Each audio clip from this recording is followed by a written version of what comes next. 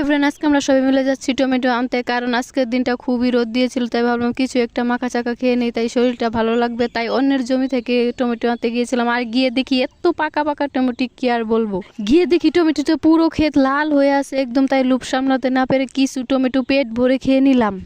এই পাথারের মাঝে আসে কে ছবি তুলে আমি জানি না, কিন্তু আমার ফ্রেন্ডরা ছবি তুলবে। যেখানে যাক, যে পরিস্থিতি হতে হয়, তাদেরকে ছবি তুলতেই হবে। নিজেরা টমেটো চাষ না করলে অন্যের ক্ষেত থেকে তো খেতেই পারি, তাই না? তাই কিছু টমেটো নিয়ে নিলাম বাড়ি গিয়ে মাখা করবো বলে, কারণ আজকের দিনটা অনেক গরম। টমেটো গাছগুলো মরে গিয়েছিল, আর মরা গাছে টমেটো খেতে অনেক ভালো লাগে, অনেক মিষ্টি হয়। তাই এগুলো নিয়ে বাড়িতে গিয়ে মাখা চাকা করবো। সো বাড়ি গিয়ে টমেটোগুলো ভালো পানি দিয়ে ধুয়ে নিলাম, তারপর কুচি কুচি কুচি কুচি করে কেটে নিলাম, তারপর শুকনো লঙ্কা পুড়িয়ে তারপর দিয়ে দিলাম কিছু তেঁতুল লবণ, তারপর ভালো করে মাখা চাকা করে নিলাম। মাখা চাকা করার পর সবাই মিলে খেতে বসে গেলাম, আর খেয়ে তো দেখি দারুণ দারুণ টেস্টি হয়েছে। তাই সবাই মিলে একদম এক গাবলা খেয়ে নিলাম। ও সেই স্বাদ।